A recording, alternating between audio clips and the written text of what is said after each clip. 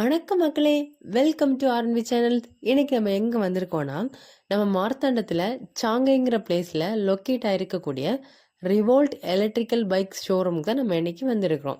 வாங்க மக்களே, எலக்ட்ரிக்கல் பைக்ஸை பற்றி தெரிஞ்சுக்கலாம்.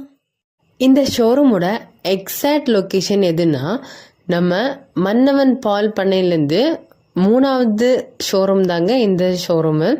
ரதிமினா டிராவல்ஸோட ஸ்ட்ரைட் ஆப்போசிட்டில் தாங்க இந்த ரிவோல்ட் எலக்ட்ரிக் பைக் ஷோரூம் அமைஞ்சிருக்கு.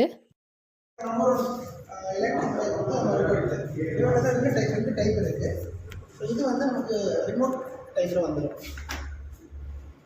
ரிமோட்லேயே ஆன் பண்ணிக்கலாம். இது ரிமோட்டு. இதை வந்து நமக்கு அன்லாக் பட்டன், லாக் பட்டன், அப்புறம் இது வந்து ஆன் பண்ண வேண்டியது. அன்லாக் பண்ணிட்டு தான் இதை ஆன் பண்ணணும். அப்புறம் லொக்கேஷன் பண்ண வேண்டியிருக்குது. இப்போ வந்து நம்ம அன்லாக் பண்ணுவோம், சவுண்ட் கேட்கும். அதுக்கு பிறகு நம்ம இதை ப்ரெஸ் பண்ணோன்னா இங்கே கிளஸ்டரில் ஆன் ஆகிடும். பார்த்திங்கன்னா கிளஸ்டர் ஆன் ஆகிடுச்சு. சரியா? இப்போ வந்து நமக்கு இது நைட் மோடுக்கு ஆட்டோமேட்டிக்காகவே பிரைட் ஆகிடும். நம்ம இங்கே தான் சென்சார் இருக்குது. நம்ம ஹோல்டு பண்ணிட்டோன்னா இங்கே கிளஸ்டர் பிரைட் ஆகிடும். எடுத்தோன்னா ஆஃப் ஆகிடும். இப்போ நமக்கு இது மோடு 1ல் இருக்குது. 1ல் இப்போ வந்து மோடு 1ல் இருக்குது. 1ல் இருக்குமோ 76% பேட்டரி இருந்ததுன்னா நமக்கு ஆவரேஜாக 106 கிலோமீட்டர் வரைக்கும் போகும். இதுதான் இன்னொன்று மோடு சேஞ்ச் பண்ணுறது இங்கே தான் இருக்குது. இப்போ 1வது மோடு, இது செகண்ட் மோடு. இப்போ எங்கே வந்தீங்கன்னா செகண்ட் மோடு வந்து சிட்டி மோடு. சிட்டி மோடில் நமக்கு 68 கிலோமீட்டர் வரைக்கும் இந்த 76% பேட்டரிக்கு போகலாங்கிற மாதிரி காமிச்சிட்ருக்கு. இனி ஒன்று 3வது, இது வந்து ஸ்போர்ட்ஸ் மோடு. ஸ்போர்ட்ஸ் மோடில் நமக்கு 76%க்கு 53 கிலோமீட்டர் போகலாம். அந்த மாதிரி இப்போ ஆவரேஜ் அதை காமிக்கும். நமக்கு எவ்வளோ பேட்டரி பர்சன்டேஜ் இருக்குது, அதுக்கு தகுந்த மாதிரி எந்த மோடில் போனால் எவ்வளோ கிலோமீட்டர் போகலாம் அப்படிங்கிறத இதை டீட்டெயில்ஸாக அந்த கிளஸ்டரில் காமிச்சிடும். இது வந்து எவ்வளோ கிலோமீட்டர் ஓடி இருக்குது அப்படிங்கிறத மாதிரி இங்கே ஃபஸ்ட் மோடில் அதிகபட்சமாக 40 கிலோமீட்டர் ஸ்பீடு வரைக்கும் நம்ம போகலாம்.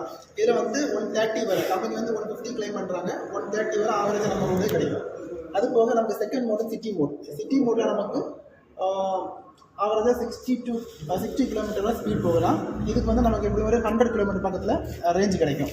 அதுபோக 3வது இருக்க வந்து ஸ்போர்ட்ஸ் மோட். ஸ்போர்ட்ஸ் மோடில் நமக்கு 85 கிலோமீட்டர் ஸ்பீடு வரைக்கும் போகலாம். அதிகபட்சமாக அரௌண்ட் 85 to 90 ரேஞ்சு கிடைக்கும். 100% நான் சொல்கிறேன், 100% பேட்டரி இது வரைக்கும் அந்த மாதிரி கிடைக்கும். சார் போட்டுருக்காங்க. இப்போ ஸ்டாண்ட் ஆன்லைன் இருந்துச்சுன்னா நமக்கு இங்கே வந்து பார்க்கிங் மோடு பின்னு காமிக்குது இல்லையா, அந்த பார்க்கிங் மோடு காமிக்கும்.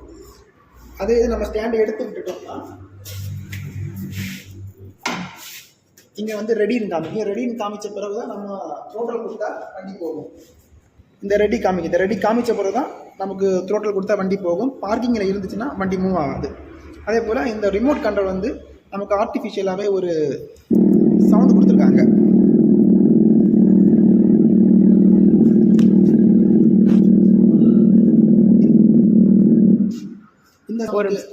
இந்த சவுண்டு நமக்கு ரிஜிஸ்ட்ரேஷனுக்கு பிறகு 4 டைப்பான சவுண்டு அவங்க ப்ரொவைட் பண்ணுவாங்க. இப்போதைக்கு சிங்கிளாக ஒரே டைப் மட்டும் தான் இருக்குது. இந்த சவுண்டு மட்டும் தான் இருக்கும். இந்த சவுண்டு அகைன் ப்ரெஸ் பண்ணும்போது சவுண்ட் ஆஃப் ஆகிடும். இது மாடல் வண்டியில் மட்டும்தான் இந்த ஆப்ஷன் இருக்குது. அது போக இப்போ நான் வண்டி ஆஃப் பண்ணிக்கிறேன்.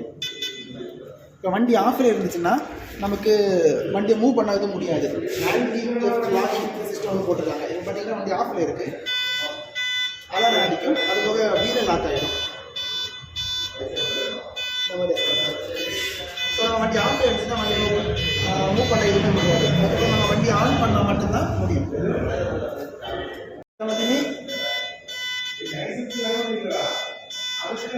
ஆன் பண்ண பிறகு தான் வீல் மூவ் ஆகும். ஆஃபில் இருந்துச்சுன்னா வண்டி எவ்வளோ மூவ் பண்ணாலும் மூவ் ஆகாது. வண்டி இந்த மாதிரி லாக் ஆகிடும். இதற்கு மோனோ சாக்கப் சார். இது வந்து நமக்கு ஹைட் தேவைன்னா கூட்டிக்கலாம், தேவையில்லை இது ஆவரேஜ் ஹைட் வரும். நமக்கு தேவையில்லைன்னா கொஞ்சம் ஹைட்டை குறைச்சிக்கலாம். நார்மலாக இதை விட ஹைட் எவ்வளோ வரும்? இதோட கிரவுண்ட் கிளியரன்ஸ் வந்து 215 mm இருக்கிறதுனால ஹைட் கொஞ்சம் அதிகமாகவே இருக்கும். கொஞ்சம் முடியாதுங்கிற பட்சத்தில் நமக்கு இதை அட்ஜஸ்ட் பண்ணி குறைச்சிக்கலாம். இல்லை ஃப்ரண்டில் நம்ம பார்த்தோம்னா ரிவோல்ட்டோட நேமோட எல்இடி லைட் வந்துடும். அது போக நமக்கு இருக்க சைடு இண்டிகேட்டரும் நமக்கு எல்இடி தான் வரும். ஃப்ரண்ட் 4 எல்இடி தான் வருது. அது வந்து அப் சைடு டவுன் நமக்கு ஏதாவது பழம் எல்லாம் விழுந்தோம்னா நம்ம ஸ்மூத்தாக எலும்பி வந்துடும். நமக்கு ஃப்ரெண்ட் அப்படி இடிச்சு நம்ம கோன் செட்டில் எல்லாம் டேமேஜ் ஆகாது. Okay okay. அதனால தான் இந்த அப்சைட் டவுன் கொடுத்துருக்காங்க. ஏதாவது குண்டில் விழுந்துனா கூட அப்படியே ப்ரெஸ் மேலே வந்துடும். மற்ற ஸ்மூத்தை பொறுத்தவரைனா நம்ம வண்டி வீல் இடித்து அப்படி மேலே வரும்போது நமக்கு கோன் செட்டுக்கெல்லாம் ப்ராப்ளம் வரும். ஆனால் இது அந்த மாதிரி ப்ராப்ளம் வராது. அதே போக இது வந்து ஃப்ரண்ட்டு பேக்குமே டிஸ்க்கு தான் கொடுத்துருக்காங்க. அப்புறம் இன்னொரு இந்த டிஸ்கில் ஒரு விஷயம் என்னன்னா, இது வந்து காம்பினேஷன் பிரேக்.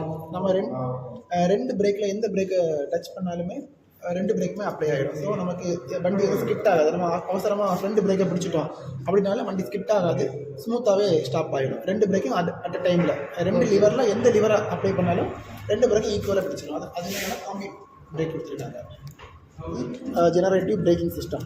இது என்ன விஷயம்னா, நமக்கு வண்டி வந்து நமக்கு ஏதாவது இறக்கத்தில் போயிட்டுருக்கு அப்படிங்கிற பட்சத்தில் பிரேக் அப்ளை பண்ண கொஞ்சம் யூனிட் வந்து கரண்ட்டை வந்து பேட்டரிக்கு வந்து பேக்கப் கொடுத்துட்டே இருக்கும். அது வந்து நமக்கு ஓகேவா, ஓவர் டைம் நம்ம பிரேக் அப்ளை பண்ண கொஞ்சம் சம் எனர்ஜி வந்து நமக்கு திரும்ப வந்து பேட்டரிக்கு வந்து பேக்கப் கொடுத்துட்டே இருக்கும். அதனால தான் அது ரீஜெனரேட்டிவ் பிரேக்கிங் சிஸ்டம்னு சொல்லுவோம்.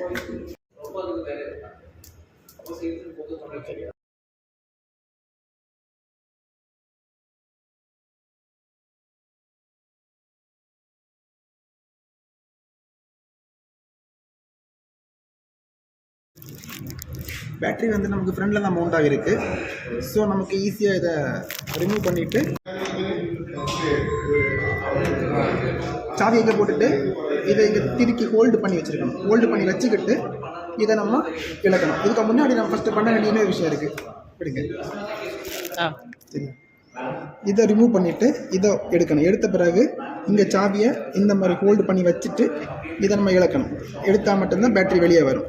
அது பேட்டரி அரௌண்ட் வந்து 20 கிலோ வரை வெயிட் வரும். சரிங்களா?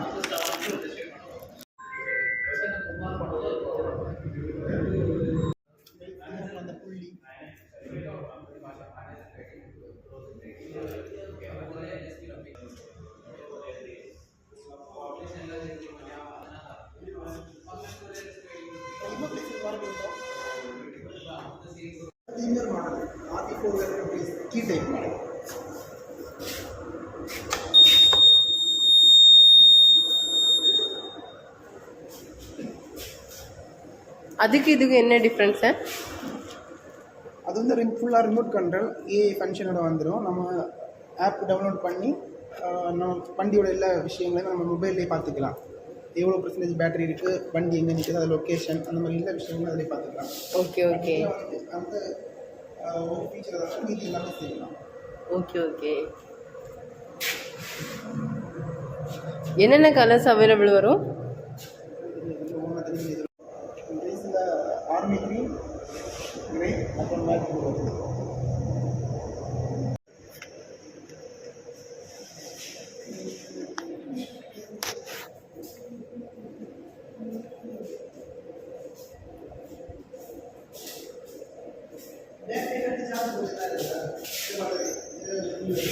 இது நம்ம எப்படி வந்து சார்ஜ் போடணும்? எங்கே சார்ஜ் பண்ணணும்? சாக்கெட் வந்து இங்கே இருக்கும். Okay okay. இருக்குது. நம்ம 15 ஆம்பியர் ப்ளக் பாயிண்டில் கொடுத்துட்டிங்கன்னா இதில் ப்ளக் சார்ஜ் போட்டுக்கலாம். ஓகே, இப்படி மட்டும் தான் போட முடியுமா, இல்லைன்னா பேட்டரி தனியாக எடுத்து கூட போட்டுக்கலாமா? ஈஸியாக ரிமூவல் பண்ணுற மாதிரி தான் இருக்கும். பேட்டரி வந்து இங்கே தான் மவுண்ட் ஆகிருக்கும். ஓகே, கரண்ட்டு தருவாங்க பாருங்கள். அது ஒரு நிமிஷம் இருங்க. ரைட் சைட் கிளிக் பண்ணி இதில் ஒரு ப்ளஸ் அப்படியே பண்ணுவாங்க. தென் இதை வந்து இங்கே ஆஃப் பண்ணணும். என்சிபி ஆஃப் பண்ணணும். ஆஃப் பண்ண பிறகு இதை ரிமூவ் பண்ணிவிட்டு அடுத்து சாவி போட்டு இங்கே கிளாக் வைஸில் ரைட் சைடு அப்படியே ஹோல்டு பண்ணி வச்சுக்கிட்டு இதை ஃபுல் பண்ணணும்.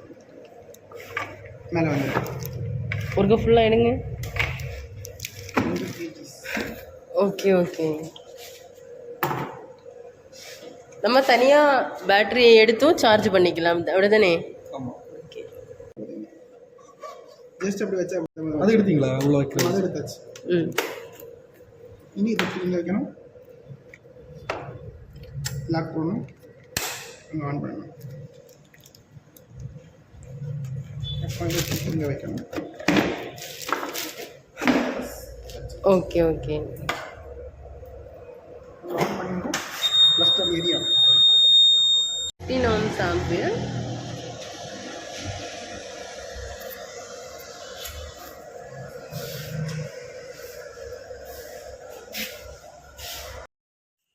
ரிவோல்ட் எலக்ட்ரிக் பைக்ஸ் பார்க்குறதுக்கு உண்மையாகவே ஒரு குட் லுக் இருக்குங்க. என் கூட நீங்களும் ரிவோல்ட் எலக்ட்ரிக் பைக்ஸ் பற்றி தெரிஞ்சிருப்பீங்கன்னு நினைக்கிறேன். மறக்காமல் இந்த பைக்ஸை வந்து ஒன் டைம் விசிட் பண்ணி பாருங்கள். உங்களுக்கு பிடிச்சிருந்துச்சுன்னா பைக்ஸை வந்து பர்ச்சேஸ் பண்ணிக்கோங்க. அப்படியே நம்ம சேனலுக்கு சப்ஸ்கிரைப் பண்ணிவிட்டு இந்த வீடியோ பிடிச்சிருந்தா லைக் பண்ணுங்கள், உங்கள் ஃப்ரெண்ட்ஸுக்கு ஷேர் பண்ணுங்கள், உங்கள் ஃப்ரெண்ட் அண்ட் ஃபேமிலிக்கு இந்த வீடியோவை ஷேர் பண்ணுங்கள். அவங்களும் எலக்ட்ரிக் பைக்ஸை பற்றி தெரிஞ்சுக்கட்டும். ஃப்யூச்சரில் அவங்களுக்கு ரொம்ப யூஸ்ஃபுல்லாக இருக்கும். ஓகே, நெக்ஸ்ட் வீடியோவில் உங்களை சந்திக்கிறேன்.